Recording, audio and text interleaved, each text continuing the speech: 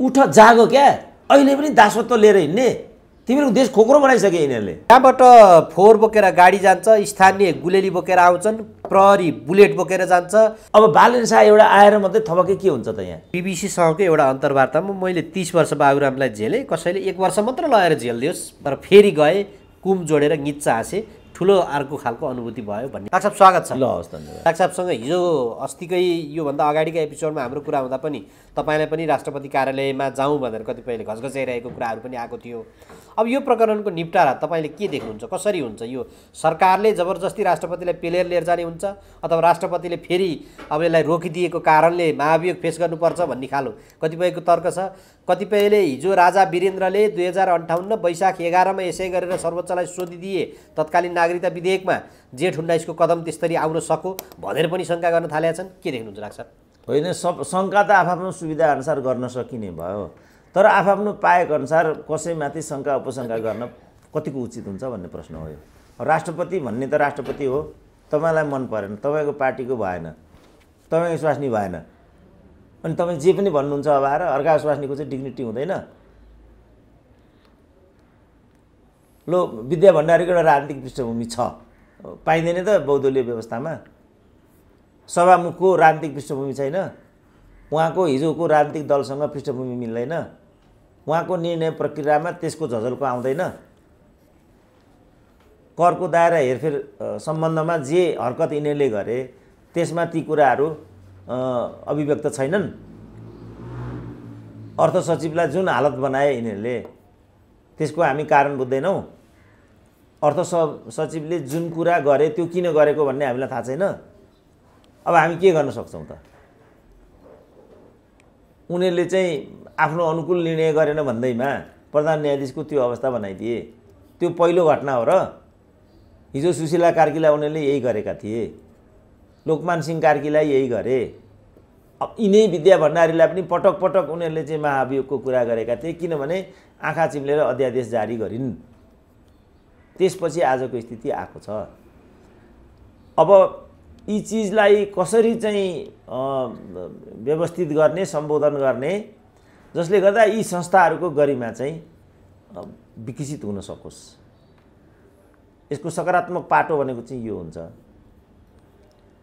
अब पोजिसन बनाएर बस्ने हो भने त कुनै पनि द्वन्द्वको सही समाधान हुँदैन सबै द्वन्द्वहरूको सही समाधानको लागि चाहिँ विन विनको एउटा परिस्थिति निर्माण गर्नुपर्छ राष्ट्रपति कार्यालयले पनि अपमानित भएको महसुस नगरोस् कार्यपालिकाले पनि अपमानित भएको महसुस नगरोस् विन विन भनेको चाहिँ यो हो अब यो वे आउट चाहिँ संविधान हाम्रो सभामुखले निकाले पनि हुन्छ ठुल्ठुला नेताहरूले निकाले पनि हुन्छ उहाँहरू आफ्नो दलीय एउटा शक्तिको लागि निर्वाचनमा विजयको लागि के गर्दै हिँड्छन् त अनि त्यो चाहिँ गर्नु हुने अनि यस्ता किसिमका संवैधानिक गतिरोधहरूलाई चाहिँ किन सकारात्मक कोणबाट नसोच्ने राष्ट्रपतिले यो गरेको नगरेको भन्दा पनि यो गर्नुको पछाडि कुनै तर्क छ कि छैन त्यो हेर्नु पर्यो र जे किसिमको अन्तर्वस्तुहरू अधिनियममा छन् र जे कारणहरूले गर्दा आजको स्थिति उत्पन्न भएको छ पूर्ववर्ती सरकारले ल्याएको विधेयक के कारणले चाहिँ फिर्ता लगेको त ल फिर्ता लगे अनि प्रमुख प्रतिपक्षसँग चाहिँ सहकार्य गरेर अनि विधेयक अगाडि बनाउने त्यो अभ्यासमा जानु पर्दैन किन उनीहरूले त्यो अभ्यास नगरेका त भनेपछि यो पुरा पूर्वाग्रहबाट एक थरीलाई लक्ष्य गरेर एउटा राजनीतिक स्वार्थलाई प्रचण्डले पहिल्यै बक्दै हिँडेका छन् ठाउँ ठाउँमा 7 लाखलाई मैले नागरिकताको ग्यारेन्टी गरिदिएँ भनेर विधेयक नै पास नभइकन ऐन नै नबनी कानुनै नबनिकन नागरिकता बाँड्दै हिँड्नुहुन्छ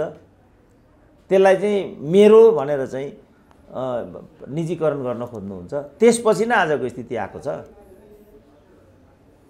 त्यसकारणले यो अपरिपक्वताको धोतको स्वार्थन्तताको धोतको अब एउटा टिके प्रोफेसरको मैले आर्टिकलै पढेको थिएँ तुच्छ राजनीतिक स्वार्थको कारणले नागरिकता सम्बन्धी विधेयक चाहिँ राजनीतिकृत भएर गएको अरे देशको प्रोफेसर यस्तो भन्छ भने एउटा राजनीतिक सोचबाट चाहिँ परिलक्षित भएको नेताले के मात्रै भन्दैन होला। यसमा तुच्छ राजनीतिक स्वार्थ छ भने यसलाई लिएर नेपाली बिचमा यो किसिमको विभाजन रेखा किन भन्दै छु मैले। हामीले एक थरी नेपालीलाई नागरिकता पाउने कुरा हो यो भनिएको छ। यो भनाइबाट यस्तो लाग्छ मानौँ हामी ती नेपालीलाई नागरिकता दिलाउने कुराको विरोधी छौँ। हामी त्यो हो र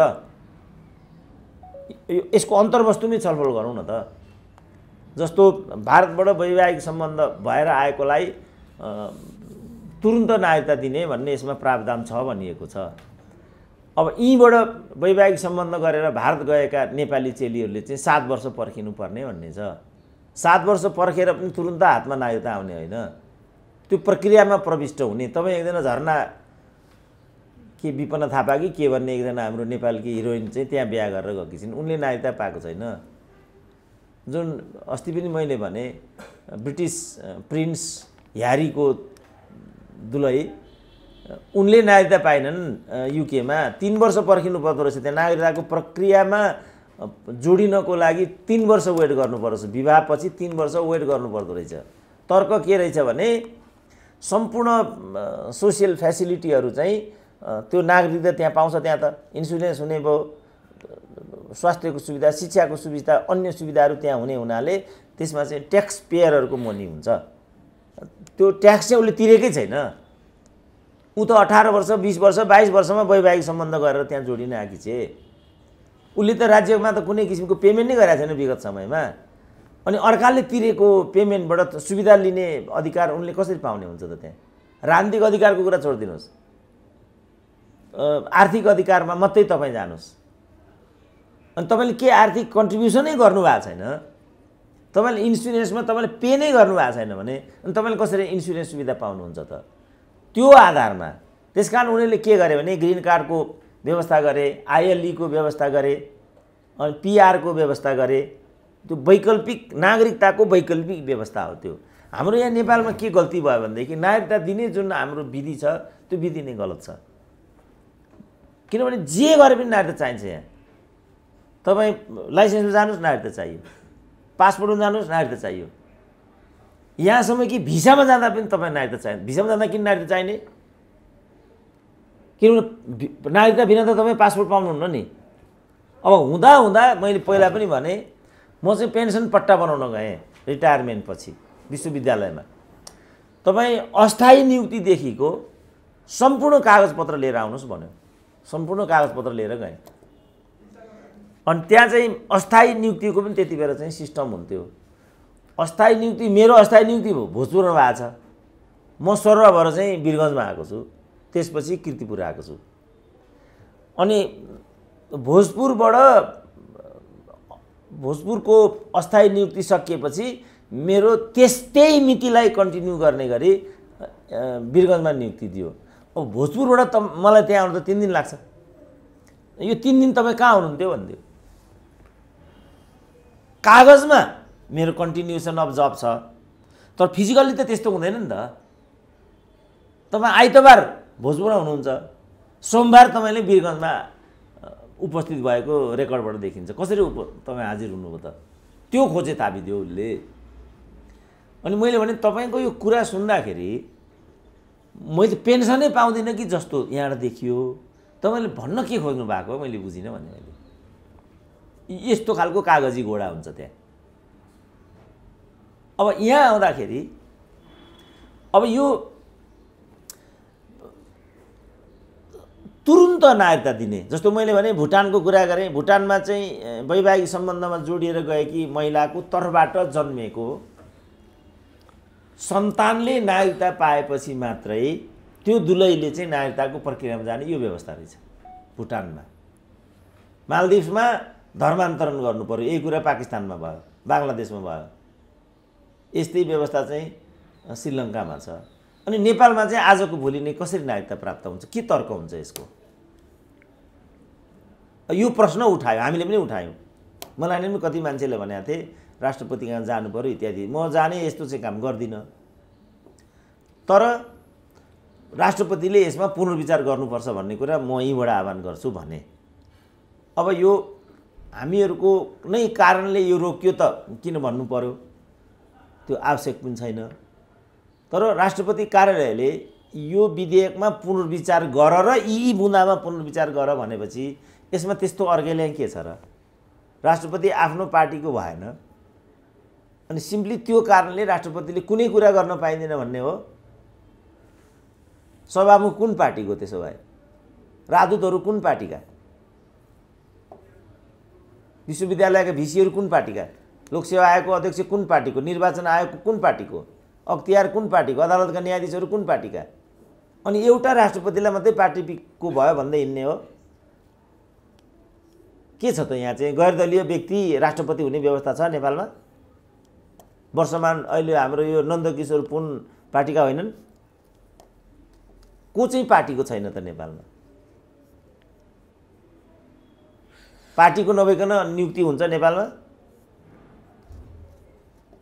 डाक्टर साहब, अब यो विषयका निपटारा आगामी दिनमा कसरी हुन्छ त्यो अनुसार हामी हेर्छौँ। अर्को एउटा प्रसङ्ग म जोड्न चाहन्छु। पुष्पकमल दाहालले बिबिसीसँगको एउटा अन्तर्वार्तामा मैले 30 वर्ष बाबुरामलाई झेलेँ, कसैले 1 वर्ष मात्र लगाएर झेलिदियोस् भन्ने खालको अभिव्यक्ति दिएका थिए। त्यसको केही समयपछि बाबुराम भट्टराईले पार्टी छोडे। 7 वर्षसम्म उनले दायाँ बायाँ गरे, नयाँ शक्ति बनाउँछु भने। अब त्यसपछि पनि यो बिचमा समाजवादीका अभ्यासहरू भए। अहिले लगत्तै उनी माओवादीको चुनाव चिन्हमा उनी फर्किएका छन्। माओवाद म मान्दिनँ भन्ने खालको उनको तर्क पनि यो बिचमा आयो। पुष्पकमल दाहाललाई उनले पटक पटक क्यान्टोनमेन्टदेखि यन्सेलदेखि अब यो विभिन्न उसमा आक्षेपहरू पनि लगाए, तर फेरि गए, कुम जोडेर गिच्चा हाँसे, ठुलो अर्को खालको अनुभूति भयो भन्ने खालको कुराहरू आएको छ। यी समग्र घटनाक्रमलाई कसरी निहाल्नु भएको छ? होइन, यो त उनीहरूको राजनीतिक एउटा चालबाजी र चुनावमा विजयी बन्ने। वामदेवको मैले एउटा सुनि नै राखेको थिएँ, यो विधिबाट हाउसमा छिर्ने अनि माथि हुने, यसमा अर्को कुनै किन्तु परन्तु छैन। अब लज्जास्पद कुराको सन्दर्भमा अब वामदेव र नारायण काजीकै कुरा गर्ने भने दुवै चाहिँ पराजित नेताहरू हुन्। त पराजित नेताहरूलाई त्यसै पनि 5 वर्ष जनताले नो भनेको हो। उनीहरूलाई अप्पर हाउसमा नआइकन भएन। नारायण काजी पनि मन्त्री हुन उद्धत थिए। वामदेवले त संविधान संशोधन गरेरै प्रधानमन्त्री हुने र अप्पर हाउसको व्यक्ति पनि प्रधानमन्त्री हुन पाउने व्यवस्था गर्नुपर्छ भन्दाको कारणले नेकपाभित्र चाहिँ झगडाको बाढी पस्यो र त्यो बाढीले आज त्यो घरलाई नै तहस नहस बनाइदियो। अब त्यसपछि उनीहरू फेरि उम्मेदवार हुनमा उनीहरूलाई थोरै पनि लज्जाबोध छैन। अब तल उनीहरूका कार्यकर्ताहरू दास जस्ता छन्। अब हामीले भन्यौँ भने त्यसको कुनै अर्थ बनेन। तपाईँले बोलेर के भएर भन्छन्, मुख छोड्छन्, सडकमा निस्किनु हुँदैन, छाडा बोल्दै आउँछन्। अस्ति त्यहाँ झापामा पुगिरहेको थिएँ, सबैभन्दा ठुलो सामाजिक कार्यकर्ता हुँ भन्थ्यो त्यहाँ एउटा लठुवा, कुट्नै आइपुग्यो। होटलमा जानु हुँदैन हामीले। त्यसरी चाहिँ इख र रिस पालेर उनीहरू त्यहाँ बसिरहेका हुन्छन्। हामी के गरौँ ल भन्नु त? अब उनीहरू कसरी उम्मेदवार हुने हुन्, वामदेव कसरी उम्मेदवार हुने, नारायण काजी कसरी उम्मेदवार हुने, तिनीहरू कसरी विजयी बनेर आउँछन् होला र? कुनै छ त कुनै? ल आए, अब हामी के गर्न सक्छौँ?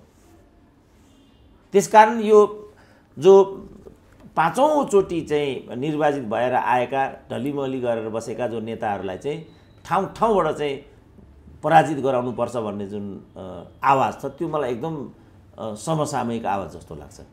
बाबुराम भट्टराईलाई प्रचण्डसँग गएर कुम जोडेर फोटो खिच्नै पर्ने बाध्यता त्यस्तो के आइलाग्यो र?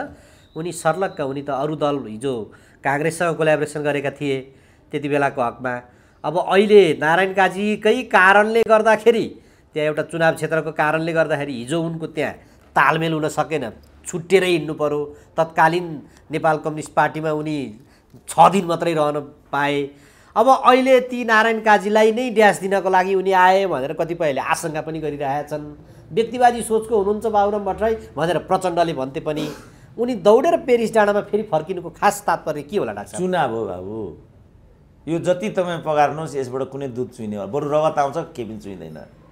जहाँसम्म नारायण काजीको कुरा छ, नारायण काजीलाई त पार्टी छोडे हुन्छ भनेको होइन हिजो प्रचण्डले। अनि किन त्यहीँ झुन्डिरहनु पर्ने त नारायण काजीलाई? तपाईँले बिर्सिनु भएको छैन भने हामी 100% एमसिसी पारित गर्दैनौँ भनेको छ, भएन त एमसिसी पारित। त यस्ता एको लज्जा त्याज्यम सर्वत्र विजयी भवेतम, यिनीहरू नाङ्गा बाबा हुन्। एउटा माछा व्यापारीले, चाउचाउ व्यापारीले अनेक विज्ञापन इत्यादि गरेर काउन्टर खोलेर अनि सेल्स एजेन्ट खोलेर जे गरेर भए पनि उसले आफ्नो वस्तुलाई बजारमा लैजाने हो, मुनाफा कमाउने हो, बटुल्ने हो। राजनीति आज त्यही चिज भयो। राजनीति एउटा व्यवसाय भयो नेपालमा। कस्तो व्यवसाय भने जहाँ केही पनि लगानी गर्नु पर्दैन, नाफा मात्रै हुन्छ, त्यस्तो खालको व्यवसाय भयो नेपालमा राजनीति। यो बतास कम्पनीलाई जुन लखेटे नि यिनीहरूले, त्योभन्दा पहिला यिनीहरू यति र ओम्नीलाई लखेट्थे। अहिले तपाईँ यति र ओम्नीको कुरा सुन्नुहुन्छ? कहाँ गयो त त्यो यति र ओम्नी भन्ने चाहिँ? त्यसपछि उनीहरू बतास भए ठाउँमा आइपुगे। बिचमा यो करको हेरफेर दायरा गर्ने सम्बन्धमा एउटा कम्पनीलाई उनीहरू लक्ष्य गर्दै बबन्डर गर्दै थिए। त्यो कसरी पटाक्षेप भयो ल भन्नु त? मोलतोल गरेर उनीहरूले त्यसलाई चाहिँ मिलान गरेका छन्। राष्ट्र ब्याङ्कको एम अधिकारी र करको दायरा हेरफेरलाई उनीहरूले एक ठाउँमा राखेर पटाक्षेप गर्ने निधो गरे। तपाईँ यसलाई कुन कोणबाट यो चिजलाई तपाईँ उठाउने स्थितिमा हुनुहुन्छ? यसबाट के कुराको सम्प्रेषण हुन्छ तल? त्यसैको चाहिँ एउटा पछिल्लो कडी यो बाबुरामको प्रकरण हो। अब नारायण काजी सम्पूर्ण यो प्रकाशमान र विमलेन्द्र निधि जस्तै आत्मबेचिसके। एउटा स्वार्थको लागि, एउटा पदको लागि, एउटा गाडीको लागि उनीहरूले सबै कुरा परित्याग गरे। यस्तो किसिमको जुन किसिमको एउटा राजनीतिक अभ्यास हाम्रो देशको नेताहरूले गरिदिए, यसको कुनै पनि उपाय छैन। वामदेव गौतम हिजो सूर्य चिन्हप्रति अलि बढी लालायित थिए, बिचमा उनले पार्टी त फुटाए, तैपनि उनलाई पनि त्यो चिन्ह, अब एमाले अहिले सर्वत्र पेलिएको अवस्थामा त्यो चिन्हबाटै उनी आउन सक्थे होलान्। अब उनको ठुलो त्यो कुण्ठा चाहिँ प्रधानमन्त्री बन्न नपाएको आधारमा छ। हुन त अब फेरि पनि प्रधानमन्त्री बन्ने त्यो दाउ राखेर कतै उनी यस्तो गरेका त होइनन् भन्ने पनि कुरा छ। यो हँसिया हथौडा चुनाव चिन्हमा वामदेव पनि जोडिनुको खास तात्पर्य के होला डाक्टर साहब? होइन, वामदेवले कहाँ चुनाव जित्ने, कसरी चुनाव जित्ने त? अनि सूर्य हुँदा एमालेबाटै अन्तर्घात भएर उनी हारेको भन्ने छ। अब त्यसपछि उनले यो सब नाटक गरे। अब सानो कार्यकर्ता भएदेखि 10 वर्ष पार्टीबाट निष्कासनमा परिहाल्थे। अब उनी त ठुलो नेता भए, उनलाई त कसैले कारबाही गर्न सक्ने भन्ने कुरै आएन। त्यसपछि हान्ने रागो जस्तो भएर उनी त्यहाँ हिँडिरहेको तपाईँ देखि नै रहनु भएको छ। तैपनि जित्नु त पर्यो, कसरी जित्ने त? अब शेरबहादुरले भनेकै छ नि, गठबन्धन छ, जितिहालिन्छ भनेर टिकट माग्दै यहाँ नधाउनुहोस्, कार्यकर्तासँग बसेर काम गर्नुहोस्, कार्यकर्ताको सेवा गर्नुहोस्। उनीहरूलाई के एउटा कम्प्लेक्स परिरहेछ भने गठबन्धनसँग जोडिएको जसले पनि जित्छ, टिकट एउटा पाउनु पर्यो तर जित्छ। गठबन्धनसँग नरहँदाखेरि हारिन्छ भन्ने डरले म त्यता लागेको हो भन्ने खालको वामदेव गौतमको अभिव्यक्ति पनि आयो। अब त्यो उनको अभिव्यक्ति रहेछ। मैले देख्दाखेरि चाहिँ जस्तो अहिले पनि यिनीहरूले जित्छन् भन्ने ग्यारेन्टी त केही पनि छैन, 2-3टा कारणले। एउटा त यही अवसरवादी सोचको कारणले, दोस्रो त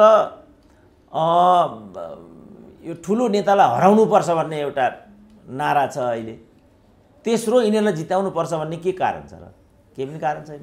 अब त्यो गठबन्धनसँग टाँसिएपछि त त्यही बर्दियातिरै लागेको भयो नि, हुन्थ्यो होला। त्यहाँ त काङ्ग्रेसले हिजो जितेको थियो, टाँसिनै पर्ने भए पछाडि किन प्युठान झऱ्यो होला डाक्टर साहब? त्यहाँ चित्रबहादुर केसीलाई बलिको बोको बनाइदिने अथवा के हो? चित्रबहादुर जनमोर्चालाई अब त्यो त अब यो त चित्रबहादुरलाई सोध्ने प्रश्न हो, किनभने मलाई यस्तो होला भने जस्तो पनि लाग्दैन। जनमोर्चाको त आधार क्षेत्र पनि त मानिन्छ त्यो क्षेत्रलाई त। होइन, आधार क्षेत्रको हिसाबले हेर्ने भने त अब वामदेवकै त्यहाँ के आधार छ र? त्यहाँ त छ भने एमालेको आधार छ। किन फर्किए होला नि त्यता भन्ने प्रश्न उठ्याएको छ। होइन, यो निदो भएको छैन, उनी फर्किसकेको जस्तो मलाई यो लाग्दैन। यो उस्तै परे समानुपातिकमा बस्ने भन्ने गर्छन्, त्यसो भए यो चुनाव चिन्हबाट यहाँ त पार्टी एकताको कुरा आयो डाक्टर साहब, यो बिचमा एकीकृत समाजवादी र माओवादी बिच पार्टी एकताका कुराहरू पनि जोडिया छन्।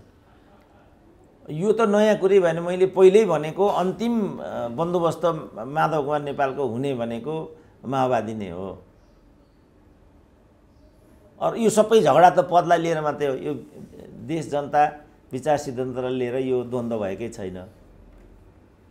अब लास्टमा हुने भनेको माधव कुमार नेपालले त्यही एउटा राष्ट्रपतिको कुरा आयो। त्यसको पनि सुनिश्चितता चाहियो। अब प्रचण्ड अन्तिम इनिङ गर्छु भनिरहेछन्। आधी अवधि त काङ्ग्रेसले पाउने नै होला। अनि वामदेव कसरी प्रधानमन्त्री हुन्छन् त?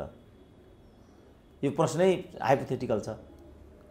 होइन, उनको कुण्ठा त्यसरी चाहिँ बिसाउन आँटे कि भन्ने कुरा मात्रै हो डाक्टर साहब। होइन होइन, त्यो त्यति माथि जानै पर्दैन। यो तहका मान्छेलाई त्यत्रो महत्त्व दिनुको केही अर्थै बन्दैन। महत्त्वपूर्ण कुरा चाहिँ के हो भने उनीहरू जसरी भए पनि निर्वाचित हुन चाहन्छन्। त्यसपछि जो हुन्छ देखा जाएगा। जस्तो बाबुरामको कति 8 दिन भन्नु पनि अघिल्लो मोर्चामा बसे, 9औं दिनमा उनी फेरि काङ्ग्रेससँग जोडिन पुगे। अनि काङ्ग्रेसले त निर्वाचित भएर काठमाडौँ आए। त्यसपछि उनी काङ्ग्रेसलाई नै चाहिँ धुत्कार्न थाले। अनि आफू चाहिँ मधेसवादी भए। अब मधेसवादीमा गएर चाहिँ 3 वर्ष खुट्टा हल्लाए, फेरि उनी माओवादीसँग जोडिन आउँदैछन् भन्नुहुन्छ। अब यस्तालाई पनि तपाईँहरू मान्छे भन्नुहुन्छ, यस्तालाई पनि नेता भन्नुहुन्छ, राजनीतिक भन्नुहुन्छ भने एकदमै ठुलो गल्ती छ। म चाहिँ यिनीहरू मान्छे हुन् कि होइनन् भनेर डिबेट गर्न थालेको छु आजभोलि। मान्छे मिनिमम मान्छेसँग त केही मानक र केही जवाबदेहीहरू हुन्छन् होला नि त मान्छेका। पब्लिक प्लेसमा गएर हल्ला गर्नुहुन्छ कि हुँदैन, छाडा बोल्नुहुन्छ कि हुँदैन, मद्यपान गर्नुहुन्छ कि हुँदैन, धुम्रपान गर्नुहुन्छ कि हुँदैन, यो त मिनिमम कुरा होला नि त अहिलेको। म त्यो झापाको म देखेर सबैभन्दा प्रतिष्ठित मान्छे भन्थे बिर्ता मोडको। त्यस्तो बोलेको त मैले आजसम्म नेपालमा सुनेकै थिएन। सबैभन्दा ठुलो भुँडी छ, त्यत्रो ठुलो भुँडी भएको मान्छे त मैले देखेकै थिएन आजसम्म। त्यत्रो भुँडी छ, टाउको पनि ठुलै छ, सबभन्दा धनी, प्रतिष्ठित सामाजिक संस्थाको चेयर पनि भन्छन्। बोल्छ त्यतिको भद्दा र चाहिँ छाडा बोलेको त बोल्ने मान्छे त मैले आजसम्म देखेकै थिइनँ। नेपालका नेता भनेका त्यस्तै हुन्। सबैभन्दा ठुलो सामाजिक संस्थाको चेयरम्यान अरे आफू चाहिँ। सबैभन्दा ठुलो होटलमा फेरि जम्का भेट भयो मेरो उसँग, किङ सेल्सबरी भनेका अरे बिर्ता मोडकै सबभन्दा। मैले त्यत्रो विशाल संरचना भएको होटल वास्तवमा नेपालमा देखेको पनि थिएन। तर त्यहाँ जाने सबैभन्दा ठुलो सामाजिक संस्थाको मान्छेको बोलीचाली र संस्कार चाहिँ त्यस्तो छ। अनि तपाईँ के आशा गर्ने? नेपालका नेता त्यस्तै हुन्। त्यस्ताबाट के आशा गर्ने ल भन्नु त? अहिले नो नट अगेन अथवा जे भनौँ हिजो टेस्टेड भइसकेकाहरूलाई हराउने भन्ने अभियान जुन चलाइरहेकोहरू देखिन्थ्यो, त्यो हिसाबले त्यसको डर उनीहरूलाई पर्या अथवा त्यो देख्नुहुन्छ कि देख्नुहुन्न? अब त्यो उनीहरूलाई छैन भने पनि उनीहरू अब डराए राम्रो हुन्छ। उनीहरूलाई त सामान्यतया उनीहरू कसैलाई पनि मान्छे ठान्दैनन्। प्रचण्डले त भनेकै छ हामी नि हो, हाम्रो विकल्प के छ? वर्षमान पुनले टोल टोलमा प्रचण्डको शालिग बनाएर पूजा गर्ने दिन आउँछ भने यस्तो खालको यो के भक्तिको गुणगान हो अथवा साँच्चै प्रचण्ड त्यस्तो होइन? उनले त हामी भ्रष्ट होइनौँ, तिमीहरू नै भ्रष्ट हो, किनभने तिमीहरू पैसा खाएर मात्रै मतदान गर्छौ पनि त भने नि। यस्तालाई पनि तपाईँहरू उदाहरणमा ल्याएर बार बार नाम चलाइदिनुहुन्छ। यो गल्ती हामीले गर्नु हुँदैन। प्रचण्डले पनि हिजो जनता नै भ्रष्ट भए भन्ने खालको अभिव्यक्ति दिएकै थिए नि। अब के भन्ने त? अब जनता, हामीलाई त स्कुलिङ के थियो भने जनता महान हुन्छन्, जनता अभूत हुन्छन्, जनताको सम्मान गर्नुपर्छ। हामीलाई उनीहरूले नै दिएको स्कुलिङ यही हो। र त्यसमा म अहिलेसम्म पनि कायम छु। मलाई पनि जनतासँग रिस उठ्छ, तर म जनतालाई कहिले पनि गाली गर्दिनँ। अब डाक्टर साहब, जस्तो यो कोलाबोरेसनको हकमा यी सबै सत्ता गठबन्धन अरू ती रयल पहलहरू सबै एउटैमा जाने अनि एउटै चुनाव चिन्ह लिएर उनीहरू जाने जसरी यो प्रयत्न भयो। अब केपी शर्मा ओलीले पनि मर्ता क्या कर्ता भने जस्तो अब मिल्नु त पर्यो। उनी राजेन्द्र लिङ्गदेनतिर लागे। हिजो उनीहरूले नै आक्षेप लगाइसकेका थिए यो त प्रतिगामी हो भन्ने खालको कुराहरू, धर्मका कुरा ल्याएर जोडेका थिए। अब राजा र धर्मको एजेन्डा मूल रूपमा बोकेको त्यो राजेन्द्र लिङ्गदेनको राष्ट्रिय प्रजातन्त्र पार्टीसँग उनले कोलाबोरेसन गरे भने यो एजेन्डाले प्रखरता पाउने अथवा प्रतिगामी भन्ने जुन खालको उनीहरूको सोच बनाइरहेछन्, जसरी आक्षेप लगाइरहेछन्, त्यसले प्रखरता पाउने र त्यसरी पेल्दै जाने अवस्थाहरू हुन्छ कि हुँदैन होला? के देख्नुहुन्छ भोलिका दिनमा? होइन, हुन त सक्ने हो। राजनीतिमा प्रतिद्वन्द्वीलाई आक्षेप लगाउने, निषेध गर्ने, ढुङ्गामुढा गर्ने इत्यादि त हामीले देखेकै छौँ। रौतहटको 20-22 जनाको हत्याको कुरा पनि हामीले देखेकै छौँ। बाबुरामको कुरा त हामीले अघि पनि गरिहाल्यौँ। अनि यो राजेन्द्र लिङ्गदेन र रापरपा भन्ने नै सम्पूर्ण रूपमा प्रतिगमनको गढ भन्ने मान्यता यो प्रस्तावनै मैले देख्दा एकदमै गलत छ। उनीहरू जनतामा जाने हो, उनीहरूले यो व्यवस्था माने, यो व्यवस्थामा मान्दै यसको सदस्यता लिएर यसको संरचनाभित्र छिरेर अनि राजनीतिमा संलग्न छन् भनेपछि अनि कसरी प्रतिगामी भए त उनीहरू? जहाँसम्म उनीहरूको हिन्दू सङ्घीयता राजा सम्बन्धी एजेन्डा हो, त्यो त यिनीहरूले पनि त गणतन्त्र ल्याउँछौँ, जनगणतन्त्र गराउँछौँ, कम्युनिस्ट राज्य ल्याउँछौँ, हामी कम्युनिस्ट पार्टी हौँ भनेकै छ त। त्यो चाहिँ पाइने अनि कुनै भिन्न विचार चाहिँ राख्नै नपाइने भन्ने लोकतन्त्रमा त्यस्तो हुन्छ र? जस्तो 2/3 ल्यायो राप्रपाले मान्यो, संविधान संशोधन गर्यो, अनि आफ्नो अनुकूलको केही कुरा उसले गर्न खोज्यो भने त्यो त त्यसमा त जनताको सार्वभौम चाहिँ परेको हुन्छ नि। जनताको सार्वभौम परेको कुरा जस्तो अहिले हर्क साम्पाङ भन्ने कुरा आयो, बालन शाह भन्ने कुरा आयो। हामीले उनीहरूलाई काम गर्न दिनुपर्छ सहज तरिकाले भन्नुको कारण के हो भने त्यो कुनै टिको लाएर उनीहरू त्यहाँ गएका होइन नि, कुनै राजाले टिको लाएर केशव स्थापितलाई मेयर बनाए जस्तो होइन नि। उनीहरू त जनताको अभिमत लिएर त्यहाँ पुगिरहेछन्। जनतालाई सार्वभौम यिनीहरूकै संविधानले भनिरहेको अवस्थामा भन्न त उनीहरूले बालन शाहलाई पनि त प्रतिगामी भनेर लखेट्न खोजे। त्यस कारण उनीहरू भिन्न मतावलम्बी जम्मैलाई प्रतिगामी भन्छन्, दरबारिया भन्छन्। उनीहरूकोमा चाकरी गर्न नजानेलाई उनीहरू दुश्मन देख्छन्। उनीहरूकोमा चाकरी गर्न नजाने बित्तिकै उनीहरूको दुश्मन हो र हामी? मान्छेको आफ्नो स्वाभिमान हुन्छ, मान्छेको आफ्नो मान्यताहरू हुन्छ, राख्न पाइँदैन। यो चाकरी अथवा एउटा कर्टेसी अथवा भनौँ त्यो पदीय हिसाबमा भेट। हर्क साम्पाङ प्रचण्ड भेटिरहेछन्, अरू पनि भेट्लान्, सिंहदरबार धाइरहेका छन्। बालेन शाहले पनि शेरबहादुर देउवालाई भेटेर गुनासो गरिरहेछन्, प्रचण्डलाई मेन्सन गरेर स्ट्याटसहरू लेखिरहेका छन्, कम्तीमा यो बाटो बनाइदिनुहोस्, कम्तीमा यस्तो गरिदिनुहोस् भनेर। यो यो यो यो घटनाक्रम यो कसरी जोड्नुहुन्छ डाक्टर साहब? किनभने उनीहरूलाई यहाँ नआइकन पनि नमिल्ने अथवा उनीहरूलाई नभनिकन पनि नमिल्ने काम गर्नलाई जुन खालको यो असहजता देखिराखेको छ, यसलाई कसरी हेरिराख्नु भएको छ? अनि यो त स्थानीय स्रोत साधन परिचालनमा उनीहरूको अब बाध्यता होला, त्यो म भन्न सक्दिनँ। तर स्थानीय स्रोत साधनहरू पनि पर्याप्त हुन्छन् अरे भनेर म सुन्छु। काठमाडौँ महानगरपालिकाको कुरा गर्दाखेरि त उनीहरूले चाहिँ मुद्दतीमा पैसा राखेर ब्याज लिन्छन् भनेर पनि म सुन्थेँ। स्रोत साधनको परिचालनमा जुन किसिमको, किनभने त्यहाँ त विज्ञतालाई उनीहरू मान्दैनन्। उनीहरूले चाहिँ कमिसन प्रशोधन र सङ्केन्द्रण केन्द्रको रूपमा उनीहरूले राज्यका संरचनाहरूलाई उपयोग गरेका छन्। अब म योचोटि चाहिँ झापा जाने क्रममा एयरपोर्टमै एउटा साथी भेट भयो। मेरो चाहिँ विराटनगरको एयरपोर्ट पछाडि 2 बिघा जग्गा छ। हिजो म 4,000 रुपियाँ प्रति रोपनी कर तिर्थेँ, अब म 12,000 तिर्दैछु भन्थे। अब फेरि म झापामा बिर्ता मोडमा त्यहाँ रोटरियनहरूसँगको एउटा डिनरमा परेँ। त्यो गिरिबन्धु टी स्टेट र अन्य चिया बगानका साथीहरू के भन्थे भने उनीहरू त पर बिघा लाखमै भन्थे। उनीहरू 2 लाख भने कि 1 लाख भने त्यो मैले बिर्सेँ, तर उनीहरू चाहिँ लाखमा उनीहरू कर तिर्छन्। 4,000 को कर बढेर 12,000 पुग्यो। विद्यार्थीले मार्कसिट लिनु पर्यो भने 4,000 क्यारेक्टर सर्टिफिकेट 4,000 तिर्नुपर्छ। जन्म दर्ता गर्दाखेरि 35 दिन नाग्यो भने कति तिर्नुपर्छ भाइ? यस्तो जन्म दर्ता गरेर आएन, किन गएको? त मैले त्यो उदाहरण ल्याएको थिएँ मैले। किन 1,000 रुपियाँ तिर्नुपर्छ डाक्टर साहब अहिले?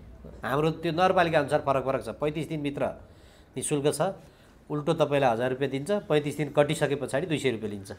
मैले त्यस कारण झापामा भाइलाई कोट गरेको थिएँ। मेरो एकजना साथी पत्रकार थियो, कुदेर रामेछाप जान्छु भन्थ्यो, कारण त यो पो रहेछ भनेको थिएँ मैले। त्यहाँ गएर भाइको कुरा मैले बुझेको थिएँ। यो गरिकन उनीहरूले कर लिएका छन्। अनि के कमी छ उनीहरूलाई? त्यस कारण स्रोतको परिचालनमा उनीहरूको जुन किसिमको असक्षमता छ, त्यो असक्षमतापछि यो भड्काउ आएको जस्तो मलाई लाग्छ।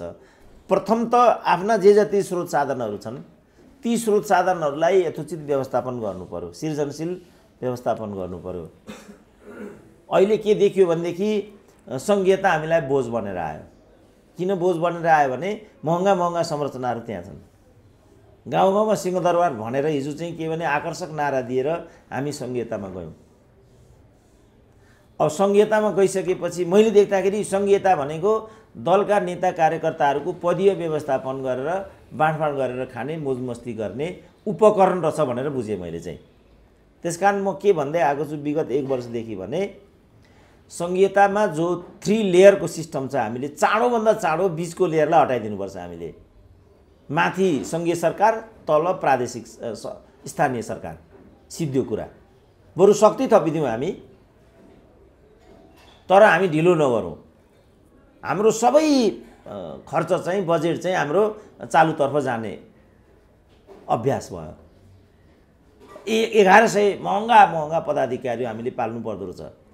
काठमाडौँका प्रधानमन्त्री, मन्त्रीदेखि प्रदेशका सरकार प्रमुख, मुख्यमन्त्री, मन्त्री, योजना आयोग, प्रहरीको संरचना, स्थानीय संरचना, महँगा 1100 चाहिँ मलाई कहाँको सायद यो कङ्काई नगरपालिकाकै कुरा भने साथीहरूले चाहन्छन् 1 करोड चाहिँ पेट्रोलियममा मात्रै खर्च गर्दो रहेछ। त्यो नगर सानो फुचे नगरपालिका हो त्यो। अब विराटनगरमा कति होला, काठमाडौँमा कति होला, ललितपुरमा कति होला। उठ जागो क्या कार्यकर्ताहरू, अहिले पनि दासत्व लिएर हिँड्ने। तिमीहरूको देश खोक्रो बनाइसके यिनीहरूले।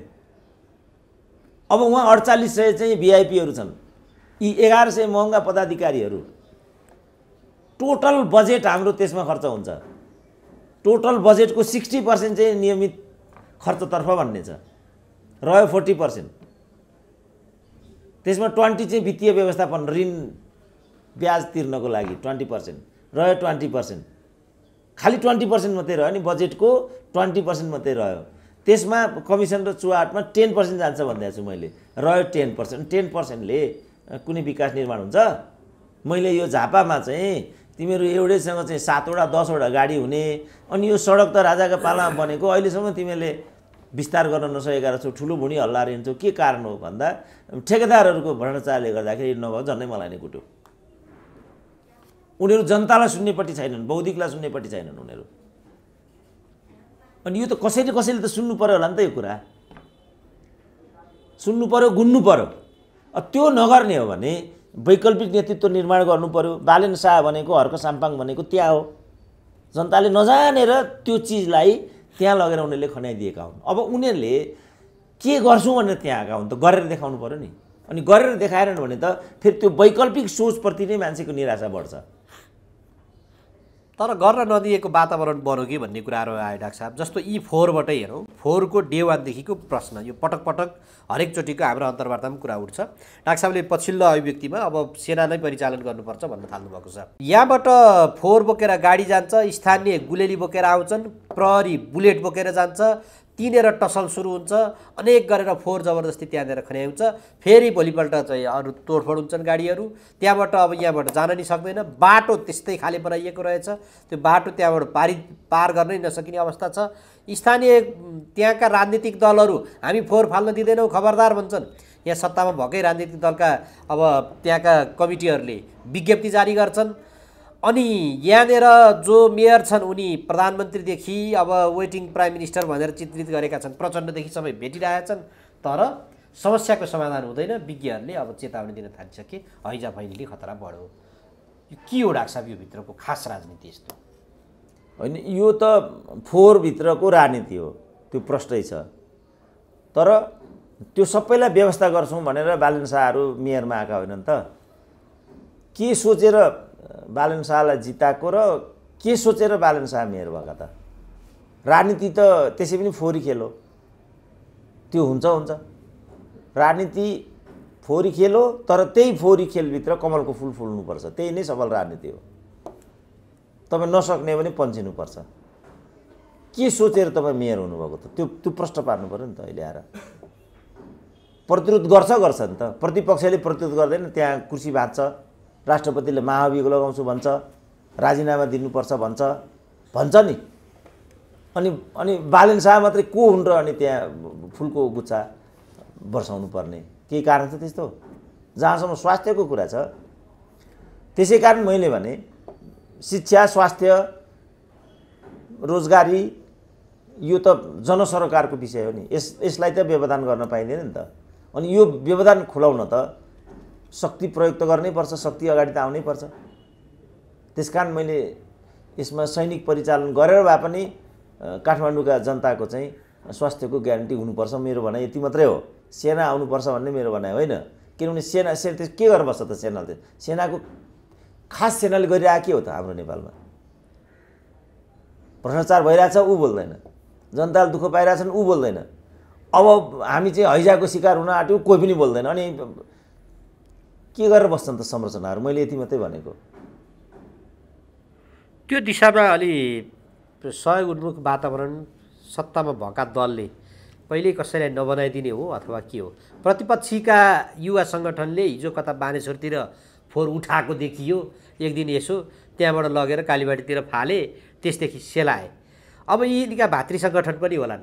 40औं लाख मान्छेहरूको बसोबास भएको ठाउँमा हामी यसरी लाग्छौँ र गर्छौँ भने धरानतिरबाट हर्क साम्पाङ यहाँ झरिदिएर श्रमदान गरेर भए पनि फोहोर चाहिँ हटाइदेऊ। यस्तो जिल्ला, देशको प्रधानमन्त्री मन्त्री बस्ने ठाउँमा यस्तो फोहोर सुहाइलो भएन।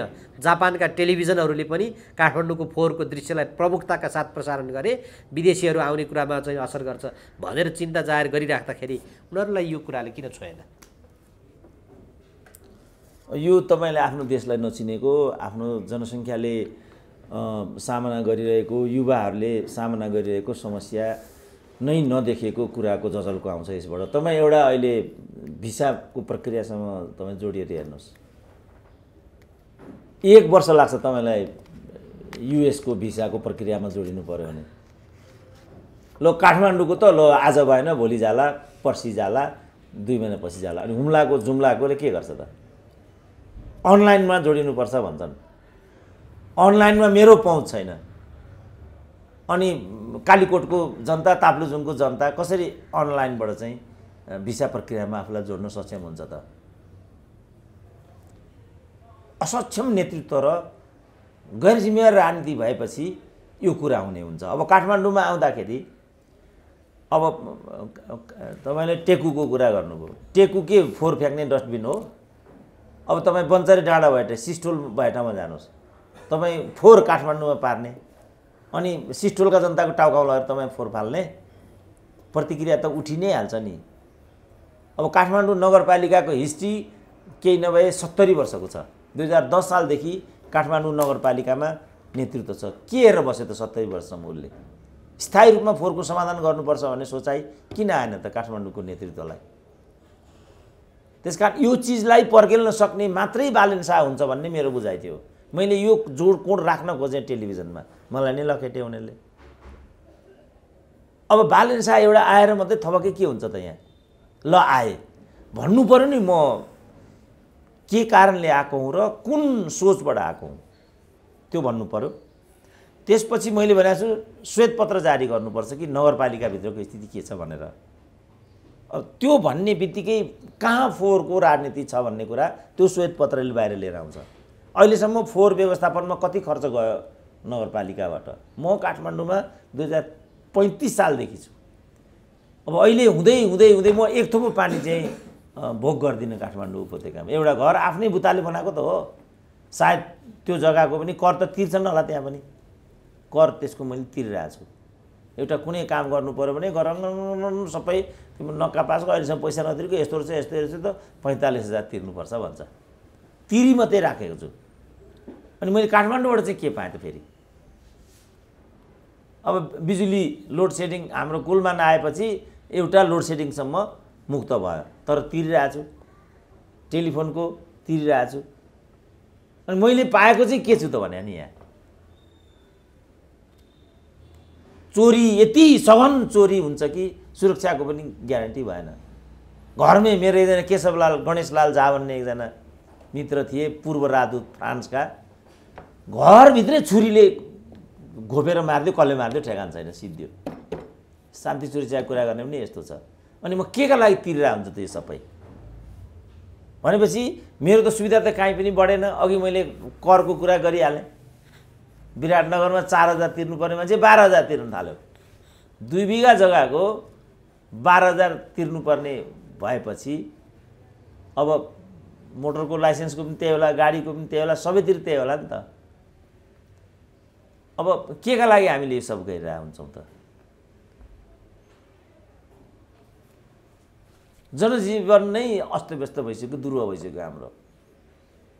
कोही एकजना पनि चाहिँ देशभित्रै गर्छु, यहीँभित्र पसिना बगाउँछु, यहीँभित्रबाट आफ्नो भाग्य भविष्य बनाउँछु भन्ने मान्छे एउटा पनि छैन। किन पनि छैन भनेको त ऊ मानिलिउँ कसैको चाहिँ 1 बिघा जग्गा होला, ल 2 बिघा जग्गा होला, त्योभन्दा कम जग्गा हुने पनि होला। म जस्तो 1 कट्ठा नहुने पनि छौँ। मलाई त्यही वीरतामा तपाईँको त केही पनि छैन, काहीँ पनि छैन, के गरी बस्नुहुन्छ यस्तो खालको भनिदियो। किन छैन मेरो भने, म त यहाँको सबभन्दा धनी मान्छे, 10 बिघा त मेरो गरामुनिमा छ, किन छैन भने मैले धम्क्याउनु पर्यो। जोसँग श्री सम्पत्ति छैन अब घरबाट बाहिर निस्किन सकिँदैन, स्थिति यस्तो भयो। लोकतन्त्र भनेका छन्, यस्तो पनि लोकतन्त्र हुन्छ? नेताको स्वास्नी नभइकन, नेताको लोग्ने नभइकन कुनै एउटा सुविधा र अवसर पाउनुभयो भने म कान काट्न फालिदिन्छु। कसरी लोकतन्त्र भयो त यो? खालि जे मन लाग्यो त्यो बोल्नु मात्रै लोकतन्त्र हो र भने? लोकतन्त्र भनेको त आर्थिक र सांस्कृतिक अधिकारको पनि ग्यारेन्टी सँगसँगै, त्यसपछि मात्रै लोकतन्त्र हुन्छ भन्ने कुरा छ। त्यसकारण यो प्रणालीलाई नै हामीले भद्दा तरिकाले दुरुपयोग गरेका छौँ। यो प्रणालीलाई नै हामीले व्यवस्थित बनाउनुपर्छ। यसको लागि अहिलेसम्मको नेतृत्व असक्षम भन्ने कुरा साबित भइसक्यो। वैकल्पिक नेतृत्व आजको महत्त्वपूर्ण प्रश्न हो। तर वैकल्पिक नेतृत्वको कुरा गर्नेहरूले पनि उचित एउटा विधि र प्रक्रिया समाजमा ल्याउन नसक्दाखेरि अनि बालेन शाहहरूको समस्या त्यो हो। फोहोरको समस्या होइन, यो बालेन शाहहरूकै समस्या हो। बालेन शाहले ठ्याक्क भनिदिनु पर्यो नि कहाँ नै व्यवधान हो, हामी बाहिर आउँछौँ नि त। अब यहाँ त नागरिक समाज के खगेन्द्र सङ्ग्रौलाहरू त भन्न थालिसके, बालेन शाहहरू असफल भइसके पन्छिनुपर्छ। त बालेन शाह त्यहाँबाट असफल भए पन्छिए, त्यहाँ को आउँछ त फेरि? समस्या त जिउको तिउँ रहन्छ। त्यसकारण समस्या कसरी दीर्घकालीन तरिकाले समाधान गर्नुपर्ने त्यसको चाहिँ खाका चाहिन्छ। आजको प्रश्न त्यो हो। र बालेन शाहले भन्नुपर्छ कि मलाई यहाँ दुखिराखेको छ। कहाँ हो त दुखेको? घाउ कहाँ हो? पीडा कहाँ हो? त्यसकारण मैले श्वेतपत्र चाहिन्छ भने नि, मैले बुझेको फोहोरभित्र राजनीति हुन्छ र टोल टोलमा यो राजनीति छ। यहाँ छ काठमाडौँमा बाहिर गएपछि सडकको मार्ग कहाँ पर्ने हो त्यहाँ छ। त्यसपछि गर्दै गर्दै गर्दै तल टोले गुन्डालासम्म चाहिँ व्यवस्थापन नगरिकन तपाईँ फोहोरै फाल्न सक्नुहुन्न। अनि त्यो टोलेसँग राजनीतिको चाहिँ सहकार्य छ। त्यसपछि बालेन शाहहरू चटपटाउन सक्दैनन्। यो हो कुरा त। हुन्छ डाक्टर साहब, यो महत्त्वपूर्ण विचार र समयको लागि म यहाँलाई धन्यवाद। ल हस्, धन्यवाद।